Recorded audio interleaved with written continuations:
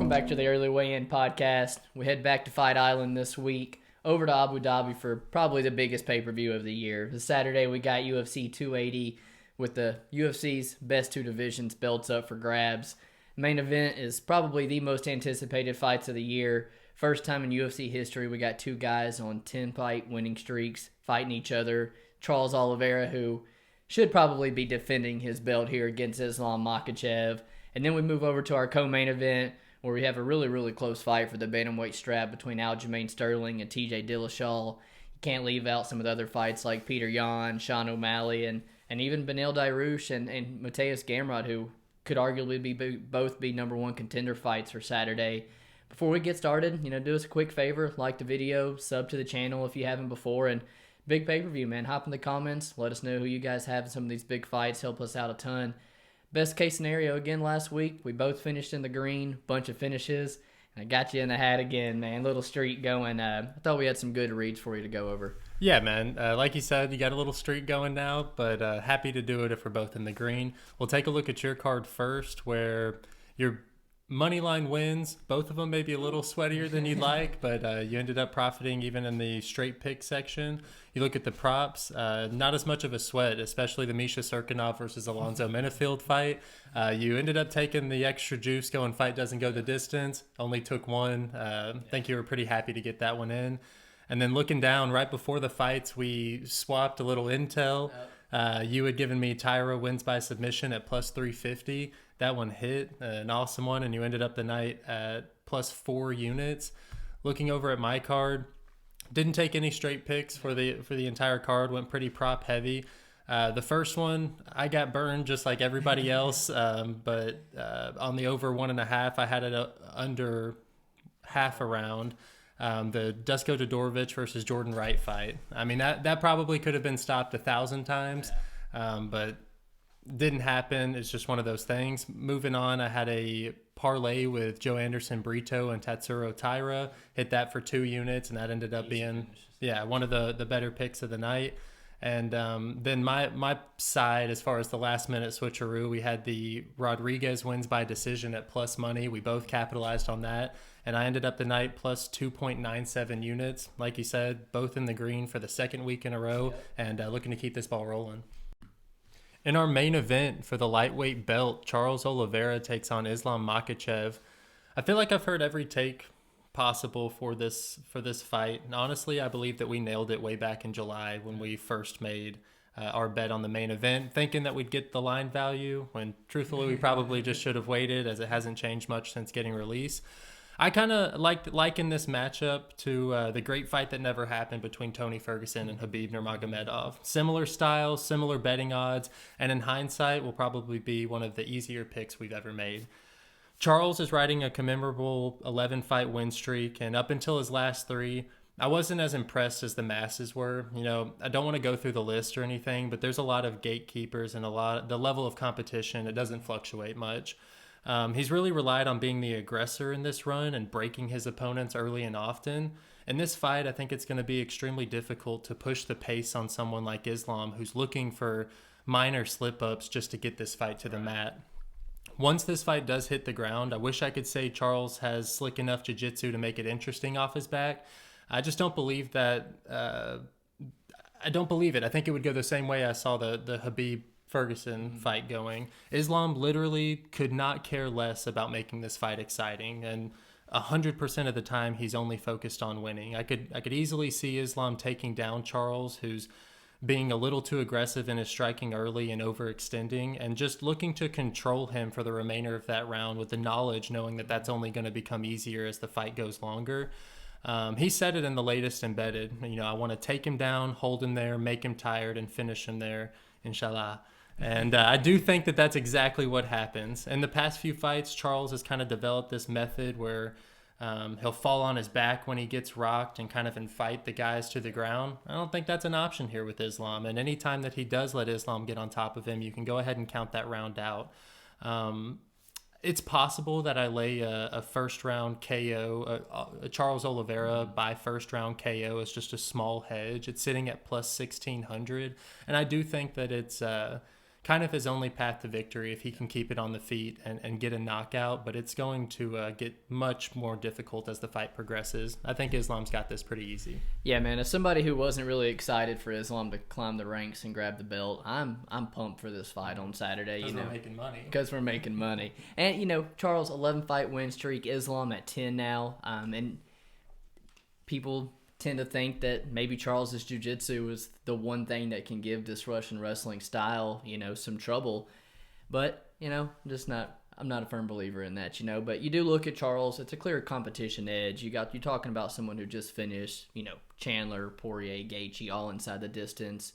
And you got to probably go back about 5 fights to see Arman Tsarukyan on Islam's record. But everybody holds Arman in very, very high regards and could be a better win than all 3 of the other names I just mentioned, and I don't want that to even sound like I'm talking bad about Islam. I truly think that he dispatches all 3 guys I just listed very easily. I think that nobody in the division truly wants to fight him, The evolution of Charles, though, man, it's been a sight to see. A guy who 20 years old comes into the UFC, is instantly kind of thrown into the wolves. He's fighting some of the division's best at a young age, and for a guy that was once known for kind of quitting, he seems to have that swagger about him, that confidence to him, and doesn't really seem to kind of fold under the pressure like he used to. And for a guy who was always known for his jiu-jitsu and having the most submission wins in UFC history, it's the striking, man, and the Kevin Lee fight that I really think I've seen turn a big corner. You talk about the pressure he puts on guys early. It's that classic Muay Thai style, knee up, protecting his calf kick.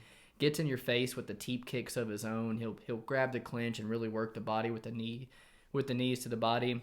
You saw that take a whole lot out of Poirier and Gaethje both. His straight right, left hook combination that he put Chandler down with looks as clean as it ever has, and seemed to really affect Gaethje with his power every single time he landed. So there's a lot to love about Charles Oliveira. You just really can't overlook the fact that he has been in trouble. He has been hurt in all these fights. And when you put someone as high level like Islam, who's, like you said, not afraid to follow him down to the guard like all these people were, I think it's a bad mix, man. I don't even really have to talk much about Islam because there's not much to his game. The guy's going to take you down. He's going to weather whatever storm he has to early, put a ton of pressure on you, wilt you under the pressure. He's so high fight IQ that I don't think he's going to be in trouble with a lot of Charles's tools here. So I expect Islam take him down. I'm going with a round 3 TKO ground and pound. I got 2.5 units on the money line, just like you. I did take fight doesn't start round 5 as, I guess, somewhat of a hedge to get a unit back if Charles wins, but I think I cashed that with an Islam win. So the champ has a name, and on Saturday it's going to be Islam Makhachev. I've got one more thing to throw in there. What's more likely, the one time that Adrian Martins was able to clip Islam and get the KO, or to see Charles get controlled yet again, like we saw in the Frankie Edgar fight, like we saw in the Paul Felder fight? I think it's both those guys that I just mentioned are not even close to the level of wrestling that Islam has, and I think it's just much more likely, and we're getting an amazing price tag. I'm with you. You're used to seeing, minus 500 next to a Makhachev name, and minus 175, man. I'll take it all day. In our co-main event, we got Aljamain Sterling defending his belt against TJ Dillashaw, what I think is going to be an absolutely incredibly close fight for the bantamweight strap here. I think convincingly to come out on one side here, man, it was super hard for me to do, so I'm not going to have any action on it, I think. I think if you look at this fight, 3 or 4 years ago, prior to the EPO suspension, prior to, the Cejudo knockout, I think TJ is a substantial favorite here, but that's just not the reality of the situation. The guy's couple months shy of his 37th birthday. He's had 1 fight in the same span. Aljo's had 5, and then, rehabbing the knee for the last year on the sidelines. He does bring in a lot of experience, though, to fall back on. He's a 2-time bantamweight title holder, has defended the belt 3 times, and he's one of my all-time favorite fighters. I've watched him win the belt against him and Belal probably damn near 50 times. He's an excellent collegiate wrestler. I don't know if he can keep Aljo off of his back. Aljo's very good at that, but I don't see Aljo having a ton of success with the wrestling. TJ is a very good wrestler himself. Pupil of Dwayne Ludwig. The dude just flows on the feet. Is very good footwork. Cuts angles so well. And I think he can actually hurt Aljo on the feet, where I don't necessarily think Aljo's that much of a danger on the feet. For Aljo, though, man, regardless of how you score last fight, props to the man. You know, he shows up after a year rehab of the neck surgery, just with the scrutiny of the world on him, how the last fight ended. He's a plus 350. And again, regardless of how you score the fight, I can tell you the most convincing 2 rounds of that fight was 2 and 3 for Aljo, you know. And then even in the first fight for Petr Yan, dude, he's making it close just off of the sheer volume that he was throwing. And while he really couldn't keep it up down the stretch, that's kind of been my one knock on him, because at range, he likes to use it well. It's hard to hit. When I look at the money line, I feel like it's going to go into those championship rounds. It's really likely going to go to decision and be close. I'd rather be holding that plus money ticket in my hands, but way too many flags on TJ at this point, man. How do you see this one going down? I think TJ is juiced to the gills, and nobody can convince me otherwise. Yes, dude's 36 years old, ready to duck USADA one last time to wrap his snake tail around that belt before he retires, and it still won't be enough to beat Aljo. I know this isn't the case, but if there were 3 different judges on the night Dillashaw fought Sandhagen, TJ could be coming into this bout against the best 135-pounder in the world, having not won a fight in over 4 years. In that same span, Aljo has put together a 6-fight win streak, technically. And how well have the wins over Cody Garbrandt aged? Not good at all. Exactly. Aljo has put together 6-fight win streak in that span over a variety of different opponents. Like you said, TJ is an amazing fighter, but I just have a hard time convincing myself that TJ is going to look the same coming off of that lateral meniscus tear and the LCL rupture after 35 years of age, and then him being on top of his game, regardless of the shape that he's in, the roid allegations. It just doesn't work like that. When you have that type of injury, and considering the fact that his movement and footwork are some of the biggest tools that he has, you know, I think it would be silly of Aljo not to test that leg early and often. You know, in the Sandhagen fight, it was the first round that he had those knee problems. And I think Aljo, with the wrestling game, TJ's going to have to use his balance quite a bit. He's going to have to stuff a lot of takedowns, and that does a lot to your knees. So I'm curious to see if that'll hold up. Another point I want to touch on is the wrestling of TJ. I don't think that that's going to be a factor. We saw in his most recent fights against Sandhagen, he got 2 takedowns out of the 19 times that he shot, and that's against Sandhagen. He's now going up against Aljo, an All-American wrestler, and I think it's much more likely that we see Sterling initiate the grappling. Sterling does an excellent job of keeping his opponents at range with his kicks and that jab before he shoots in for those takedowns. And if you look at Sterling's takedown accuracy at only 21%, it can be a little bit misleading. I don't think it truly tells the whole story. The takedowns of Sterling are used, you know, as much for defense and keeping his opponents guessing as they are for offense. And he really can just use that to get on the inside and create scramble opportunities like we saw in the Sterling versus Sandhagen fight. If TJ can keep this fight on the feet, I do think, like you said, he might have the advantage striking. He has great vision and does a good job of cutting off the cage with his stance switches. His aggressiveness, though, I think could give a lot of problems to people who don't know how to deal with it. Sterling, on the other hand, I think that if he throws some of his kicks early and often, try and slow down that pace of Dillashaw, that he will be able to kind of capitalize on the minor slip-ups like we saw in the Petr Yan fight, and win 3 to 4 rounds at a pretty consistent clip. I'm pretty heavy on Sterling. I'm seeing this line continue to kind of come down. I'm probably going to end up placing a couple units on Sterling, as I do think that he's much better prepared at this point in his career for this fight, and I think that we're getting a pretty decent price tag on him. In our third fight of the night, we go to the bantamweight division again, where we see Petr Yan taking on Sean O'Malley. Kind of wild that the UFC's allowed this matchup to come to fruition. The theory is, and you know, O'Malley's at the end of his contract, so the UFC wants to give him an L before negotiations. But in reality, how much longer could they have given Sean O'Malley cans to crush before the UFC's legitimacy is called into question? He's moved into the rankings. Bantamweight is probably the most talent-rich division in the UFC, and this is a fight that absolutely sells. All that being said, I think Yan is going to absolutely work O'Malley, and I've kind of narrowed it down to the 2 most likely ways I think it'll go. Now, the first way is O'Malley goes for it in that first round. He comes out aggressive in an attempt to capitalize on Yan's notoriously slow starts, and he either gets that finish or blows his wad and loses those next 2 rounds soundly.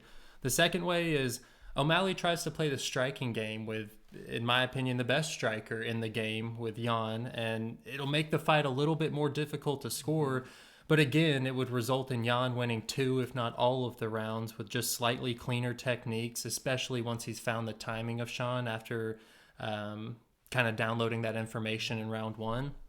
I have a hard time seeing the grappling come into picture. I've heard a lot of takes of Sean possibly using his jiu-jitsu to get, looking to get the fight to the mat, similar to Aljamain Sterling. I think that it's tough to draw parallels between the level of Aljo's ground game and Sean O'Malley's. I highly doubt that, he has the wrestling to get Jan to the mat. And I think Sean also knows that his best chance of winning this fight is using his length on the feet. There's quite a bit of ego involved in this fight, which I also think might play a factor on where the fight takes place. Jan usually prefers to let his striking go before the wrestling, and I'm positive he'd prefer to beat the loudmouth striker who's been running his mouth since before this fight was even made at his own game. I'm pretty big on Petr Yan here, and I think that we're getting a perfect buy low spot coming off of a loss. I'm big on Petr Yan here. Yeah, man, I was first to say, I'm completely shocked this is the direction they went with Sugar Sean. Coming off an eye poke finish and losing the round 1 to 2 judges' scorecards to Pedro. Very lackluster performance from O'Malley, and it almost seems like a reward almost for doing nothing. But like you said, could it really be a reward, or could it be, hey, we're going to come off of a loss negotiation, not a win over Petr Yan, where he's going to have a much more negotiation power there. But I don't know, man. I'm curious to see really the approach of Yan, because I think anybody who is willing to strike with Sean O'Malley for 15 minutes could have difficulty covering a minus 250 price tag. The guy's very unorthodox, very long, and he's already got great size for the division, but the way he fights makes him seem even more long and rangy than he already is at 5'11". And you're starting to see him grow into his body, have some real pop on his shots and everything. Trains at the MMA lab, Augusto Mendez. You see him submitting Takanori Gomi in the Quintet tournament. Like, the guy's really working on his skills and rounding them out, and I'm curious to see that approach from Jan. Is he going to try to mix in any wrestling, or is he just going to try to strike with the guy that he's going to be the one having to close the distance over and over on? But, dude, Petr Yan's my boy. I've been on him since basically his debut, and he could be the one defending his bantamweight strap against TJ here, That's a fight I've been dying to see for a long time and hopefully get to. But, and you watch his fight with Aljo, and it's all about how you score round 1, and that's really a lot of Petr Yan's problems. It takes round 1 off for his advantage to get his reads, but I think as you climb the rank, it's harder to come back on those fighters. And now in 3 rounds with some of the unorthodox striking of Sean, I think it could make even a little bit longer for him to get those reads. I don't know. The minus 250 just scares me, especially a fight that I could see going to scorecards. But when you talk about Petr having the best striking, you're right, man. When he is on and he is flowing, there's really nobody like him. He's the best bantamweight on the roster any given night. And I think he's got much more heart than Sean O'Malley as well. If this fight does get gritty, if it does get dirty, Quitter. I know who I'm trusting with my money. So Jan's going to be the pick on my side as well. Might just have talked me into getting some money on it. For my fight of the night, I went with Belal Muhammad taking on Sean Brady in the welterweight division. Belal is 13-3-1 in the UFC, where Sean is only 5-0. Looking down at Brady's record, I've noticed that he's had pretty favorable matchups in the UFC so far. Every single one of his opponents have either been low level all around or wrestling heavy styles that kind of feed into the strength advantage that Sean has over anybody in the division.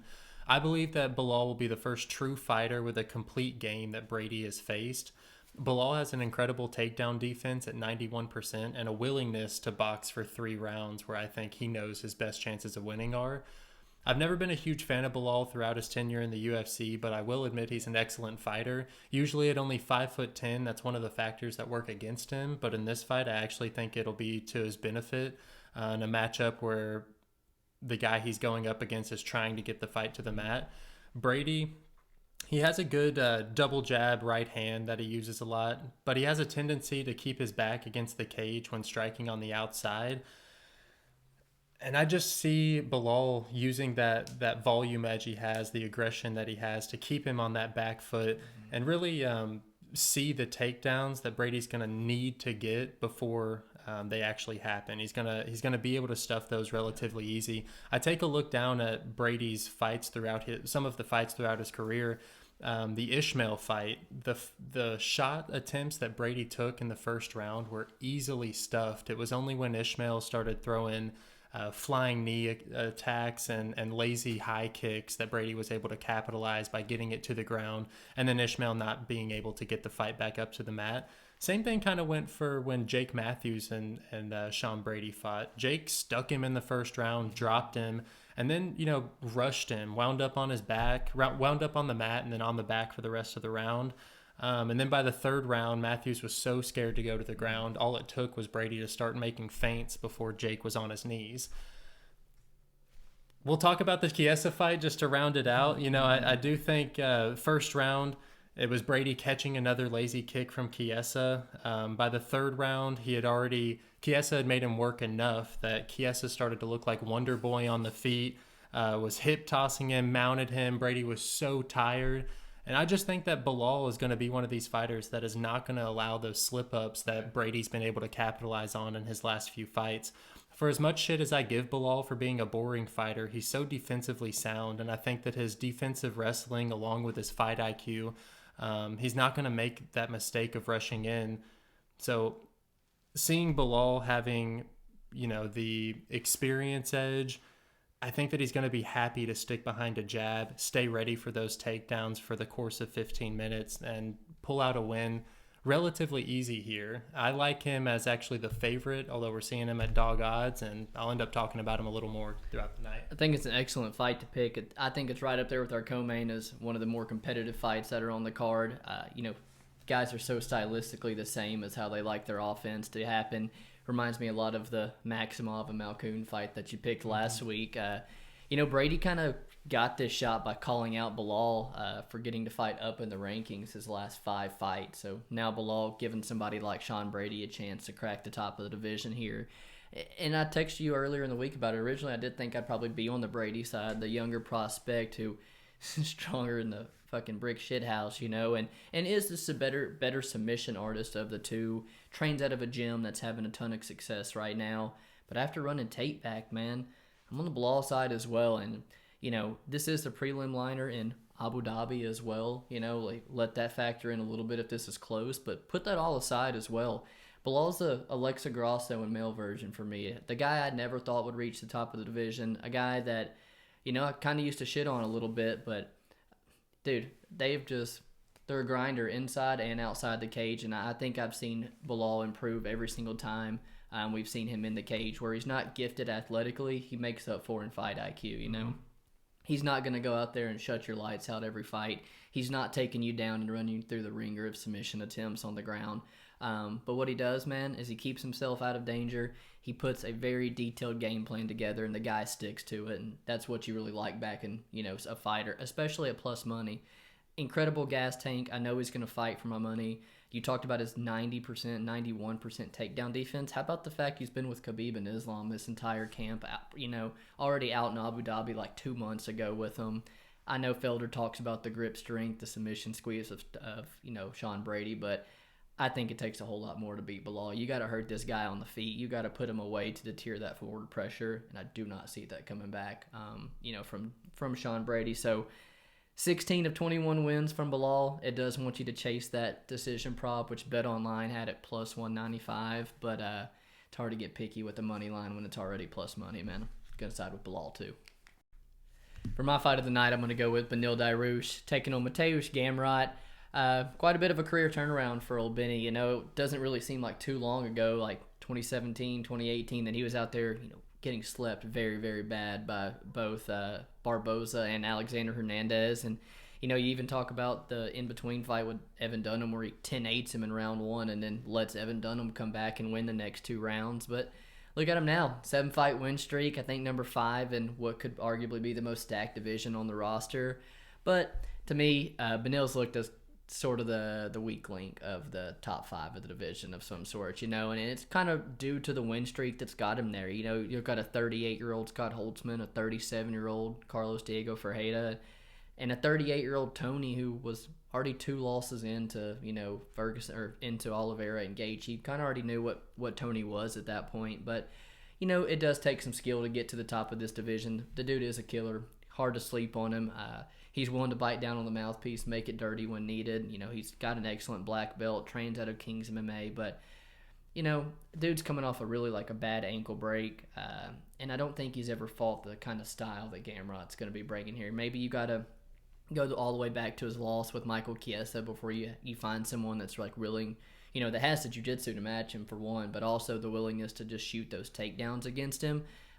Gamrot's coming off a fight with Arman Tsarukyan where he shot 21 takedown attempts and just puts his glasses on and looks as fresh as ever for the scorecards, man. It was literally the best shape that I can ever witness a fighter in. Some of the most crazy scrambles that you've seen, and then you look at some of the knockouts that he's had, they're so worried about that takedown that it just opens up his strikes on the feet. I think he's, without a doubt, you saw him in KSW, I think, where he was before as the featherweight champion. I think he's so much faster than Beneil on the feet, and he's at American Top Team. He's been with Mike Brown and Poirier from day one. I told you, Joanna's on her way out. I think Poirier is soon to be on his way out. Got his hot sauce and stuff, making him some money. Gamrot's the new dude at American Top Team, man. They're pushing this guy. I see the goods in him. Very, very easy style to back, so got 2 units on him at -188.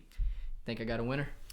I do. I think you've got a winner, man. I've also got on him at -190. I was surprised to see Beneil was only 33 years old. He's approaching a decade of UFC time. Little gray hair. You've talked about the damage that he's taken. I also wanted to point on the fact that he's had to rely on his toughness and grit for a level of competition that you've already touched on against, guys like Drakkar Klose, the split against Diego Ferreira. Mateusz Gamrot, at only 2 years younger than Beneil Dariush, is finishing those same kind of guys. And for what it's worth, whether you think Tsarukyan won the fight or Gamrot won the fight, going to that close of a fight in a 5-round main event with Arman Tsarukyan is better than any of the 7 fights that Beneil Dariush is on his current win streak. And he's better than Beneil Dariush. Yeah, and he's better than Beneil. It kind of all is pointing to Mateusz Gamrot. He's kind of got the same problem as Petr Yan, where he's so good all around that sometimes I don't know if he's taking off rounds or he just thinks that he's edged these rounds out, that kind of gets him in the most trouble. But I think that there's nobody right now outside of Islam that's going to give Islam and Tsarukyan that's going to give him problems in the top 5. I do think that Mateusz Gamrot's game is so well rounded that he's able to capitalize on the portions of the game that his opponents aren't really living up to that upper echelon. In this fight, I do think that he's got the edge on the feet, just picking his shots as opposed to getting into more of the slugfest that Beneil's going to welcome. And then on top of it, I think that Gamrot's takedown defense is more than good enough to stop Dariush's attempts. So I've got Mateusz Gamrot more or less any way that he wants it. I think we got a winner, man. For my fighter to watch, I chose Manon Fiorot. She's made a big splash in the UFC since she's entered. She's on a 4-fight win streak, and she is taking a huge step up in competition this weekend against Katlyn Chookagian. She's coming in as the -200 favorite. I don't see it, I really don't see it. It seems a little bit unjustified knowing just how much experience Chookagian has already in the UFC. Yeah. Chookagian's gonna have a size advantage. This isn't gonna be anything new. She's beaten the better competition. I look at the girls that Manon has been fighting up until this, and it's girls that shouldn't even be in that weight class or be in the UFC, like Victoria Leonardo. Chookagian has beaten Manon Fiorot's best win, which is Jennifer Maia, twice. Yeah. I just think that it's like a no-brainer that First off, Chookagian shouldn't be that big of a dog. And secondly, there's a lot of pressure being put on Manon here. She's being put on the pay-per-view. It's a great spot for her to get some publicity if she does pull out a win here. But the UFC has to have a ton of faith in her to put her in this spot, which is why she is my fighter to watch this week. Look, Chookagian has been a money-making machine for me in the past. Getting her at plus money all the time. Surprised I don't have a bet on her already, but I've also rode the bank with Manon a couple times as well. Caitlin called for it, man. That's gonna be a good fight. I'm really excited. I'm gonna be watching both of those girls. One for me, I think, flying under the radar. My fighter to watch, I'm gonna go with Lucas Almeida, taking on one of Islam's boys in Zubaira Tukhugov. He is an underdog here.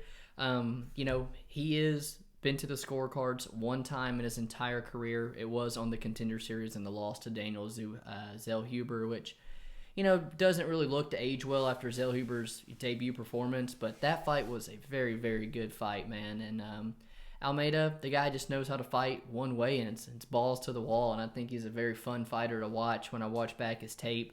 And he actually has a pretty decent gas tank to back it up. The guy's been scheduled for 5 rounds a few times. He's got a round 5 finish on the regional scene as well.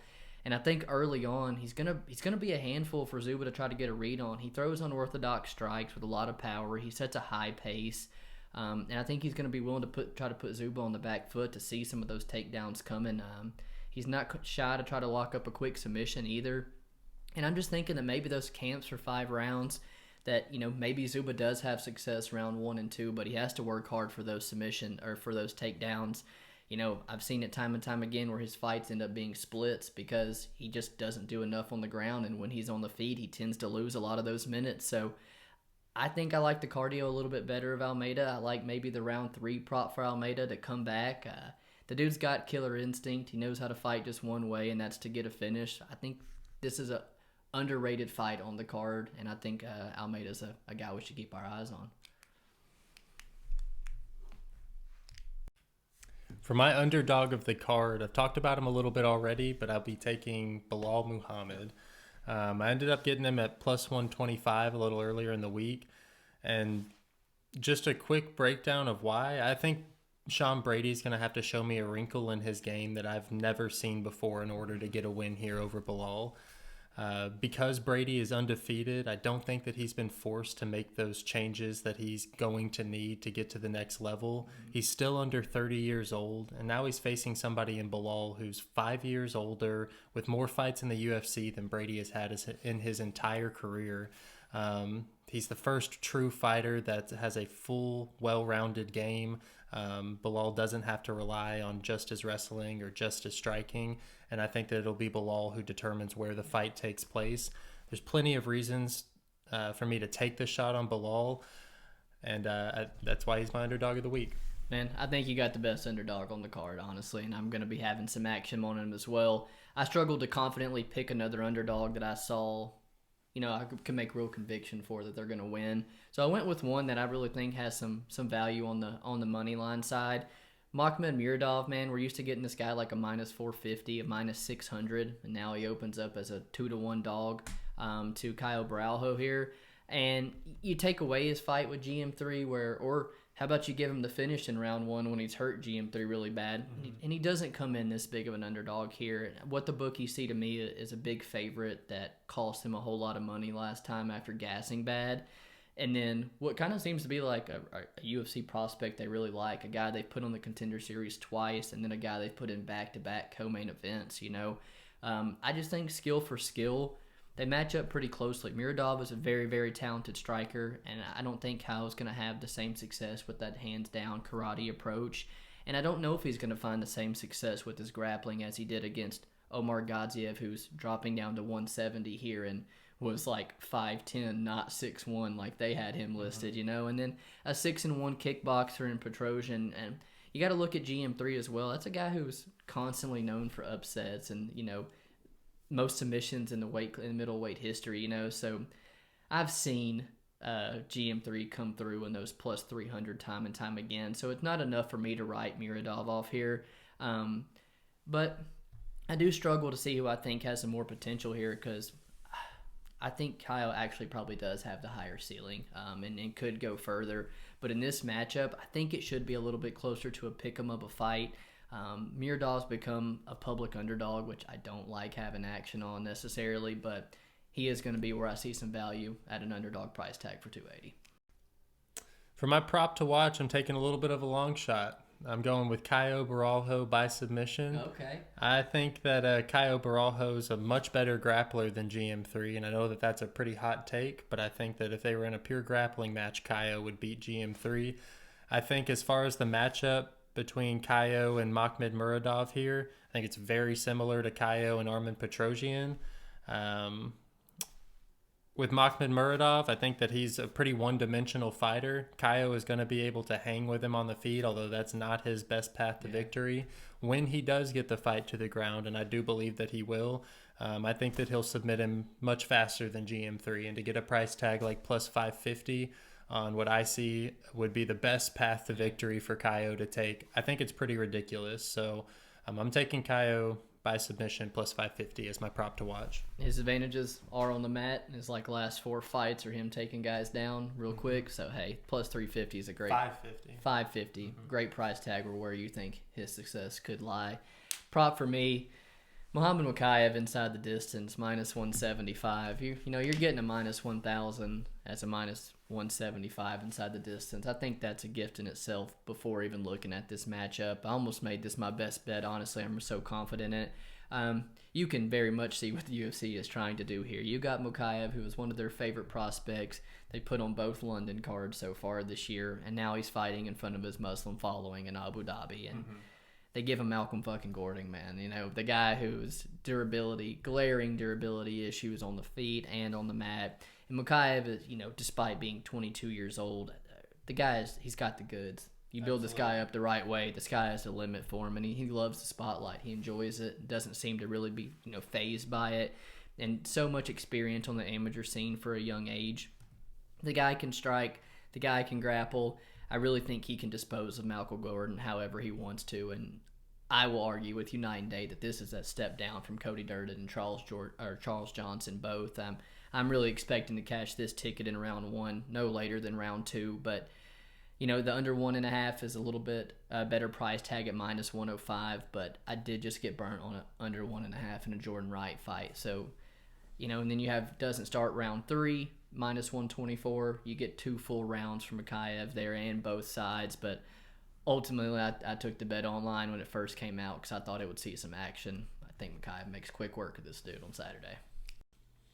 For my best bet of the night, I'm taking Petr Yan, and it just continues to get better. Right now at FanDuel, he's sitting at minus 250, and one of the most egregious lines I see on this card, man. I do think that had Petr Yan not gotten beat by Aljamain Sterling in his last fight, and Sean O'Malley was coming off of the eye poke victory over Pedro Munoz, we'd see Petr Yan at twice the price tag, minus 500 roughly. I don't see very many situations where Sean O'Malley outstrikes Petr Yan. Truthfully, I think O'Malley's win percentage lies in the first round and just capitalizing on it.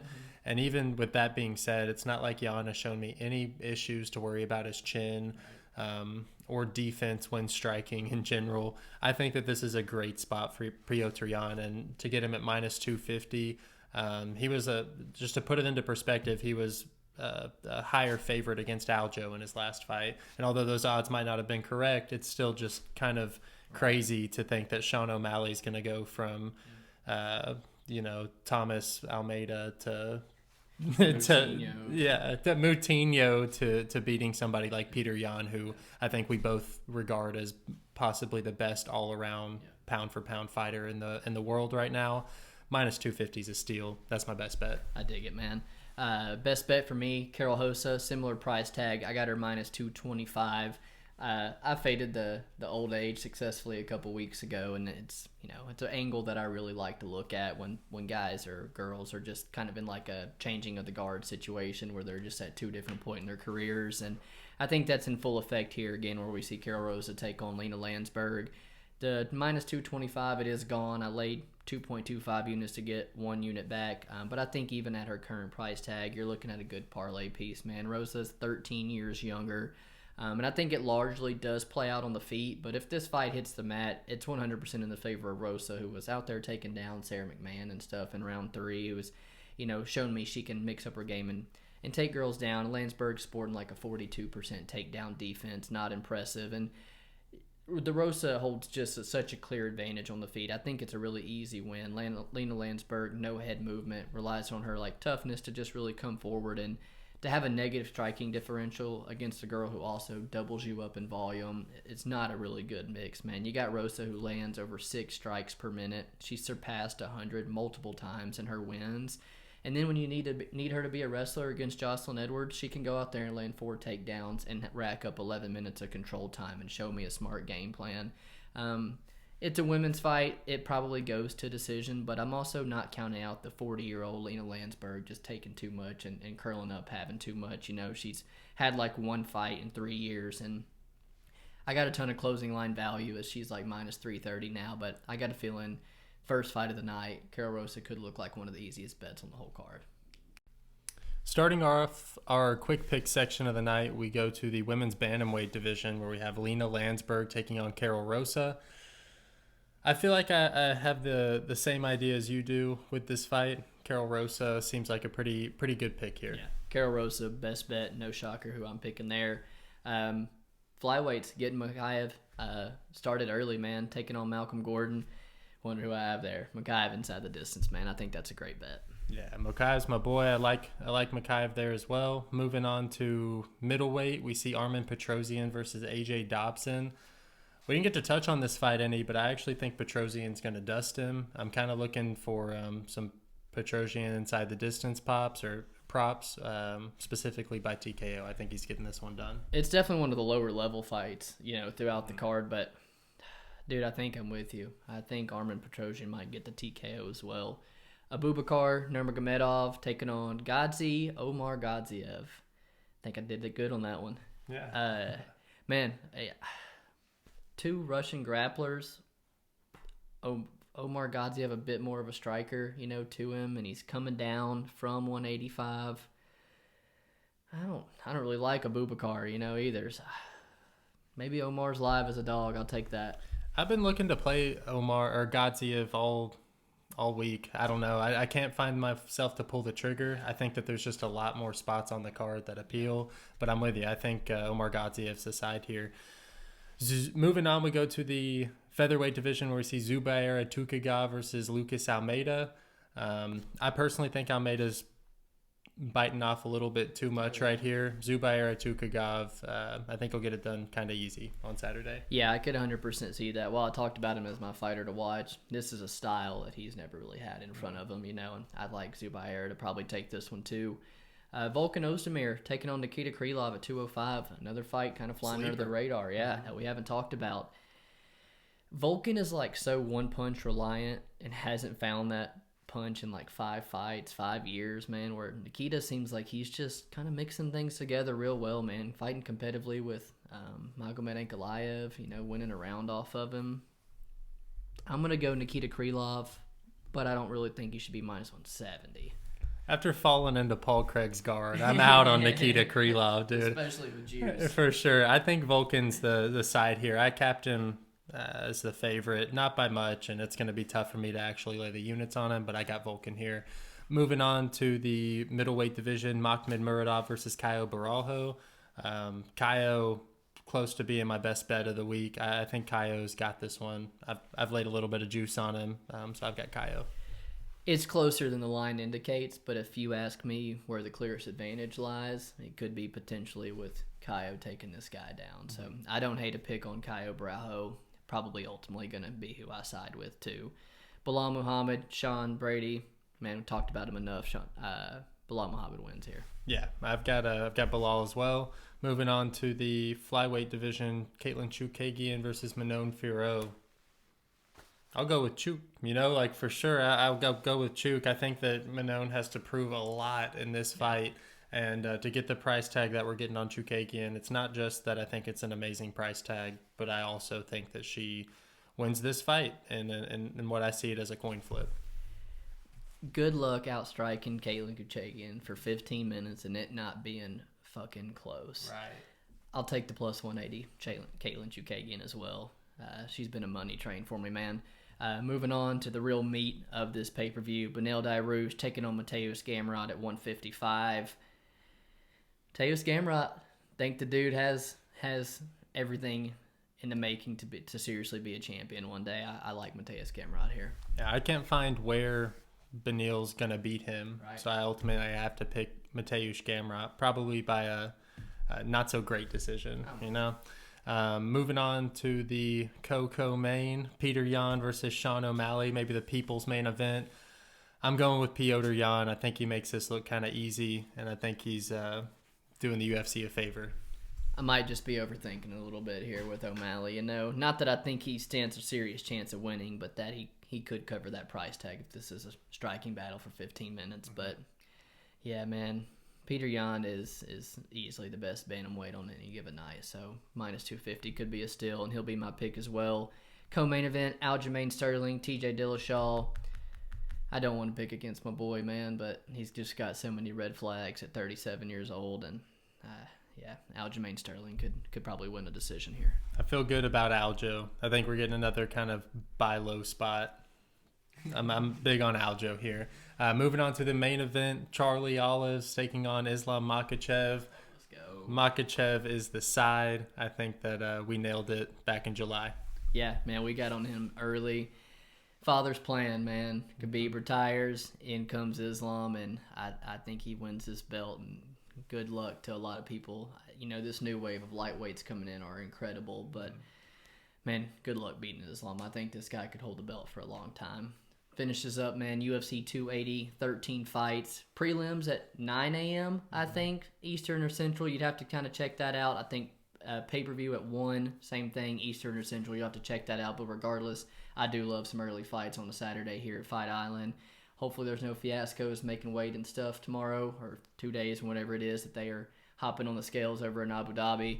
But appreciate you guys hanging out with us. Like the video, sub to the channel if you haven't. We'll see you next week. Peace.